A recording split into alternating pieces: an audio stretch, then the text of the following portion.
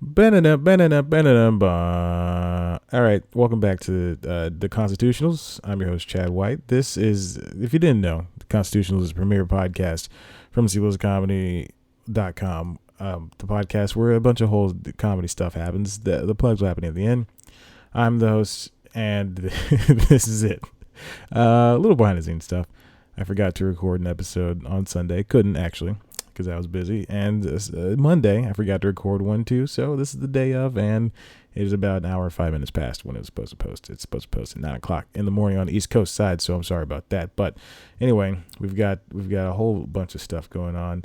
I saw The House starring Amy Poehler and Will Ferrell. It was wonderful. And Jason Mantzoukas, he is the third build star in that movie. It was wonderful. I cannot believe how much I laughed. I really had a good time. I saw it on Saturday morning with a free birthday ticket, had birthday to me, from one of the local theaters. And I was Saturday morning, 9:15, saw it by myself, only person in the theater. The greatest feeling, the greatest thing in the world. Free movie, only person in the theater, early morning. And by the time it ended around 11, I had my entire day ahead of me. I could do whatever I wanted, which was work. So had to work. But it was a very funny movie.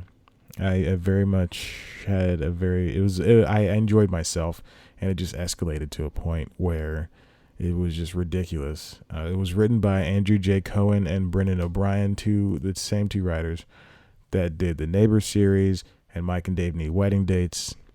I was hoping for a Zac Efron appearance. Did not see him at all, unless he was a cameo during the casino. I don't know, but they're very funny guys. Can't believe that this was their fourth movie. I can't believe that they've been working for so long and they finally did this movie. It was very funny. It was not that long, and like I said, it just escalated. But apparently, it's a box office failure. It only has, I guess at the time of this, Wikipedia is telling me 11.7 million. The budget in the box office, and the budget was 40 million, which is understandable because there's a lot of it got big. But I don't know, you should really go see this movie, especially if you find yourself as a comedy fan. Let me just go down cast. Will Ferrell, Amy Poehler, Jason Mantzoukas. Those are the top three. Nick Kroll. I don't want to say that Latinx person on the Wikipedia. Allison Tolman, Michaela Watkins, Cedric Yarborough, Andrea Savage, Rob Hubel, Lennon Parham, Wayne Fetterman, Rory Scovel, Kyle Kinane, Sam Richardson. Sam Richardson's in there for maybe half a second. Alexandra Daddario, who is she in that movie? Anyway, Randall Park. Just a cavalcade of people. Just a bunch of people that they had. And apparently, this movie was shot in 2015, in September, in LA. And that was 2 years ago. And that was coming out. Good Lord. Why did they hold it? Why did they hold it for so long? It couldn't have. I guess because Mike and Dave Need Wedding Dates. And scored an 18% on the Rotten Tomatoes aggregate. Who cares? Doesn't matter. I thought it was hilarious. I laughed my butt off. Maybe it's because it was 9 o'clock in the morning when I saw this movie.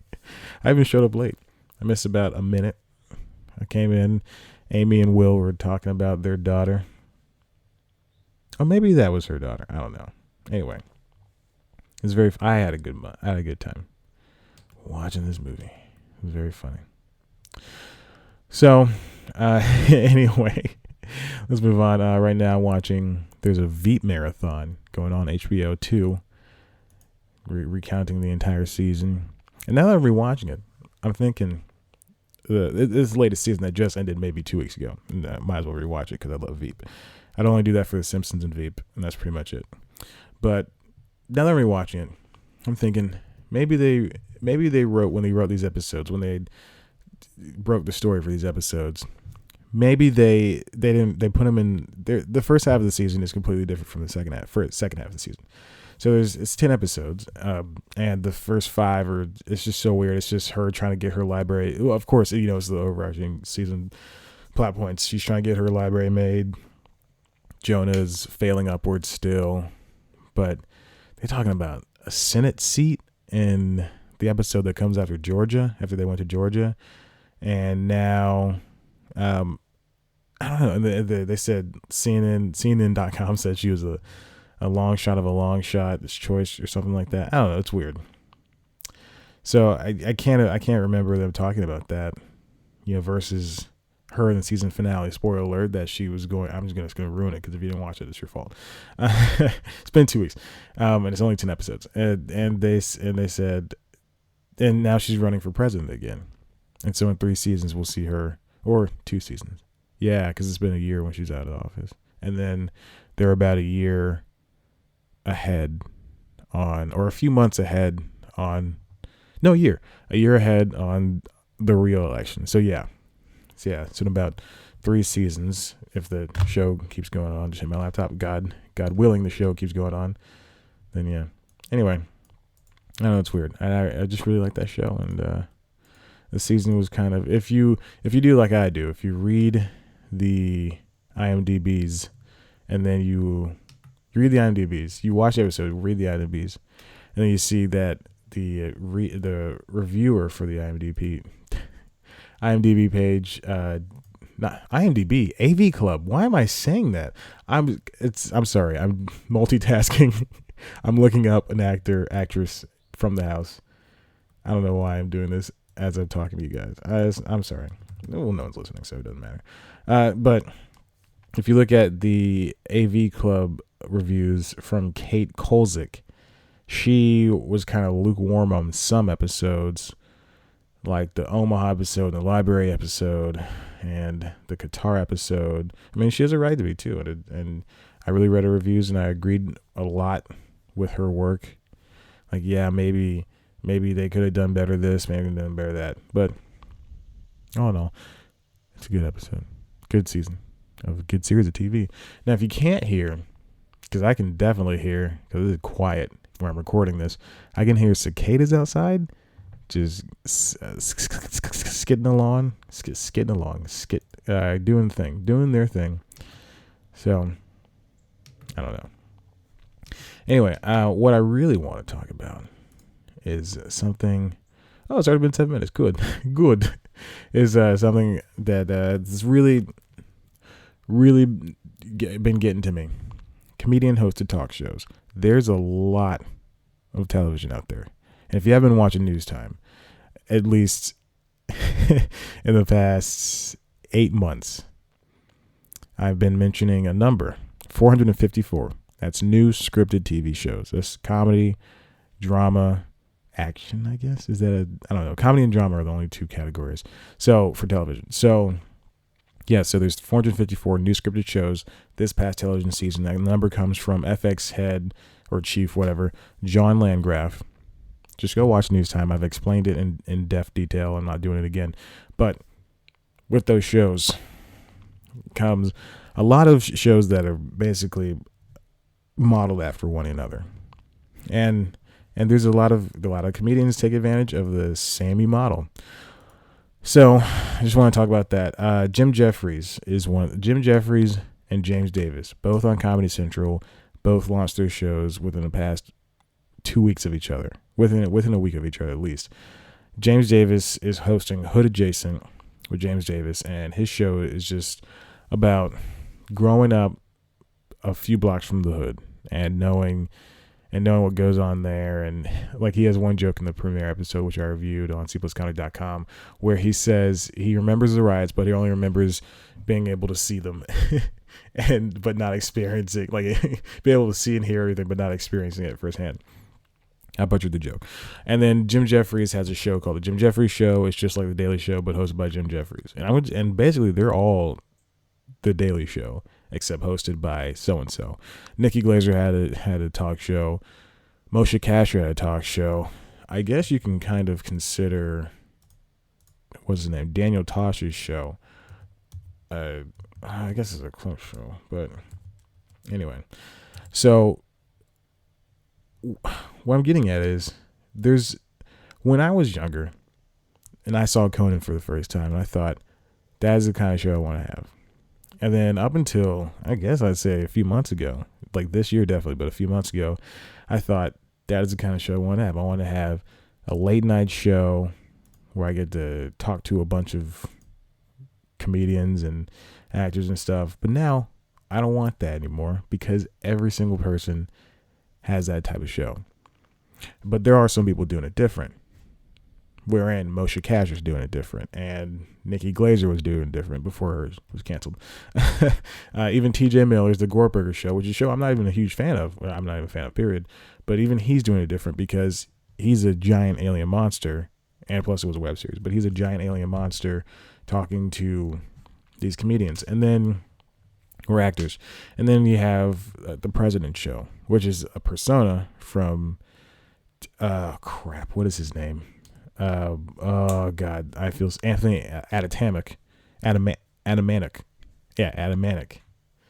You have him hosting this show as the president, and it's getting, viewers. It's not getting the best viewers, but Comedy Central doubled down on this. And then you cancel Larry Wilmore, and you bring in Jordan Klepper, break him off from The Daily Show that he's only been doing for a year and some change at that point. You're going to give him his own show. How are these things going to be different? How can you make a show there, ever since Conan and Johnny and Jimmy Kimmel and I guess even Letterman, ever since, those guys are the last ones to have the traditional talk show and make it something where they can stand out. So Conan and Letterman were the weird, wacky, I don't say wacky, but the weird out of there dudes. Leno was just always kind of smooth sailing, right down the middle, parallel. And now you have Corden trying to hit the YouTube generation, and that's why pretty much everything he does, actually I'd guarantee and say 100% of everything he does is made for YouTube, for the clickabilities. And then you got Colbert. He's the only one uploading full interviews, and you can see him for all 7 or 8, all 10 minutes of it.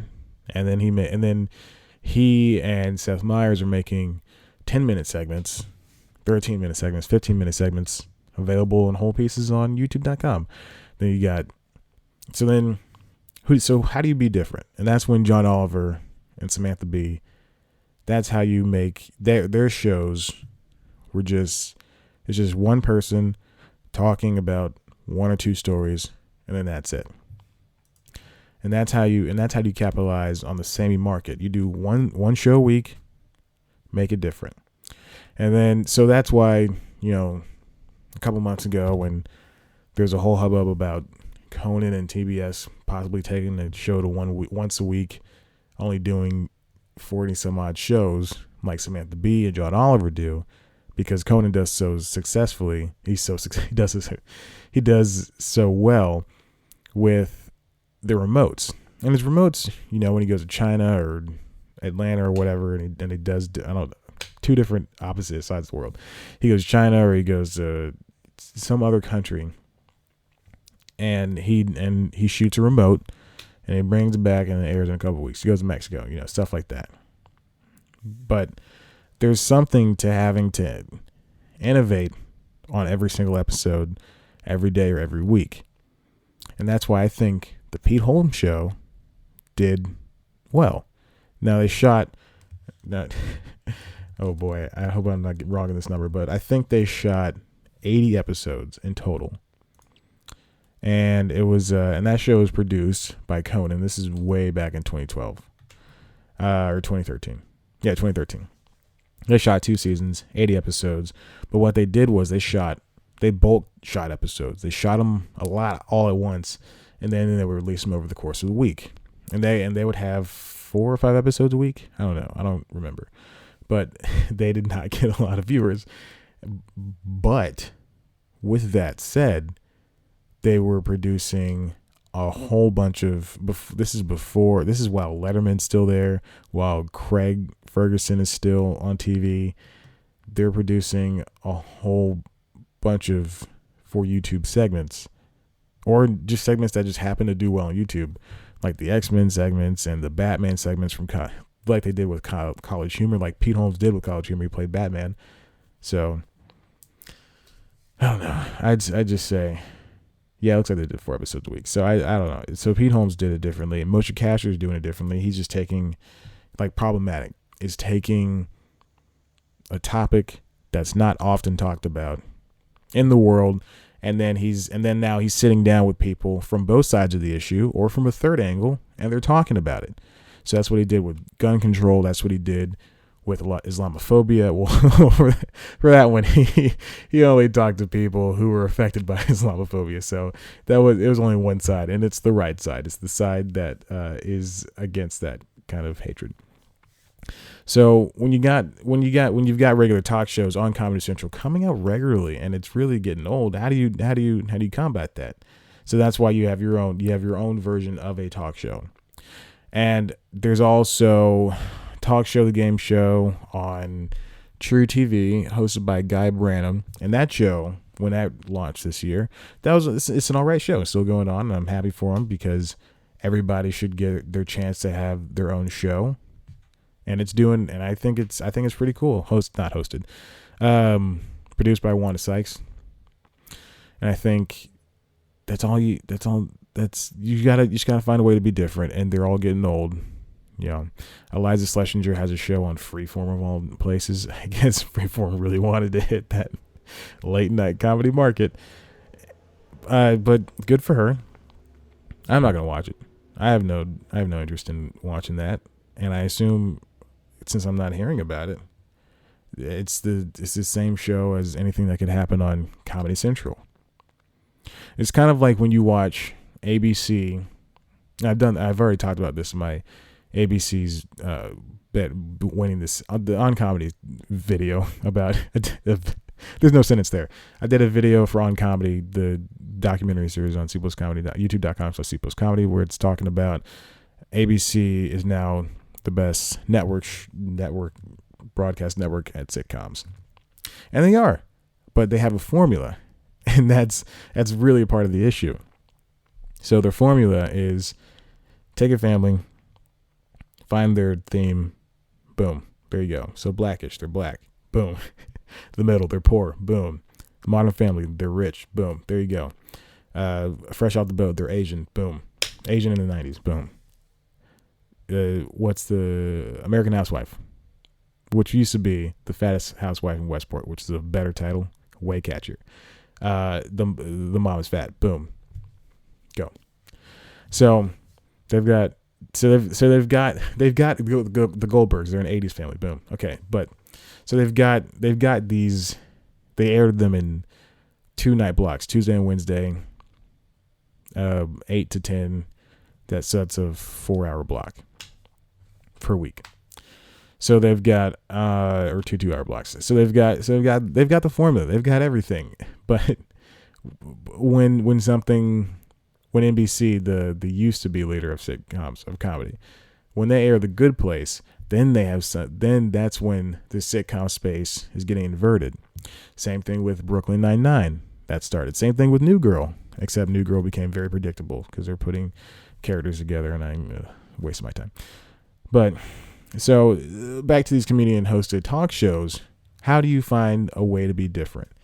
The same thing with the comedian hosted sketch shows. Key and Peele, they could not escape being compared to the Chappelle Show, mostly because they both talked about race, but Key and Peele were doing something different. I'm sure they're grateful for the doors opened up by Dave Chappelle, but wouldn't it stink to be pigeonholed into one area that's saying, okay, but yeah, but Dave Chappelle definitely, yeah, it's great. That's perfect. But for Conan, I wouldn't want to be compared. I'm not going to say Leno. I was going to say Leno. I wouldn't want to be compared over and over again to Jimmy Fallon or Stephen Colbert or James Corden. I want to be my own thing. And so, I don't know. That's all I want to talk about. That's it. There's too many comedian hosted talk shows out there. And I would honestly say there's probably too many comedian led biography sitcoms, I guess is that we're going to call them, because there are situational comedies or biography led comedy shows, whatever. As much as I love Pete Holmes, I like his show, Crashing. I really like it. I like it a lot. Probably one of my favorite comedies of the year. But I'm getting kind of, and then he did kind of, it is kind of different. And it's him playing himself, getting divorced. Yeah, we know that story if you're listening to this podcast. But it also takes place now, kind of, because everybody has iPhones and he's older. I get, because I know he's not playing 20-some-odd-year-old Pete Holmes who's getting divorced. That's not happening. So I don't know. It's just different. So just find a way. If you're gonna be a comedian, find a way to make your show different. For him, for Crashing, it's of course him starring in it, but then it's also featuring all these other comedians who are helping him out. It's him hopping from comedian's apartment to comedian's apartment, just making things different. And so I guess, after Louis, everything changes. Then you see Atlanta, then you see Insecure. These are all great, but they got to find a way to be different. Atlanta was kind of subverted the genre and was a little bit weird. Insecure had a lot of self-talk. I don't know, talking to self. Issa Rae is a kind of a rapper. She doesn't make music, but she raps and stuff. And I don't know, but I like Insecure a lot. I like it more than Atlanta. It's not that good. Yeah. Then you got the Meltdown with Joan and Camille. That was already a live show, but they're just recording these sets and putting them in TV. You gotta make something different. That's the thing. I don't know who that was. Man, that's a new character. That's my new character. Guy who's pointing things out way too obviously. Showbiz Show with David Spade. Stranger with Candy. Make things different. And now I'm just looking at Comedy Central's Wikipedia page, just naming shows. The Detroiters. See, that's a comedian-led comedy show, but it's not a show about Sam and Tim being comedians. It's just about them being admin. And that's why I like them. Funny people. Watch Detroiters. I want to rewatch it at some point this summer. And then we will end this. All right, so that's all you get for this week's episode of the Constitutionals. I hope you enjoyed it. There's a topic. You're welcome. I hope I have a topic next week. We'll see what happens. If you like this show and you think my voice is funny, and sometimes you want to listen to my other voice as well, then you can also head to cpluscomedy.com, where we got the latest news, reviews, features, interviews, a whole bunch of comedy bits. The only I can provide you with. You can follow us on Twitter at cpluscomedy. Follow me on Twitter at ChadBlackWhite. Like us on Facebook. Head to youtube.com/cpluscomedy for our premiere show, News Time. Sometimes On Comedy is uploaded. Haven't done one in several months, but I will get back to it at some point. I've got a couple of ideas. Got a couple of scripts already written too, so there's that. Remember, do stuff. Make it different. Make it stand out. Make it your own. All right. I love you. Thanks. Bye.